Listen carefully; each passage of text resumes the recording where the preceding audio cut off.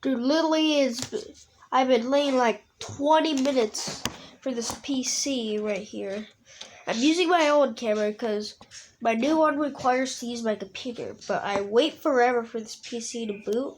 I get greeted with this.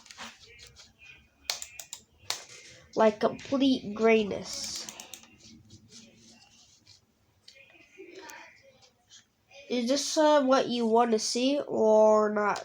Because clearly the backlight is not on off, and it's like there's like nothing loaded.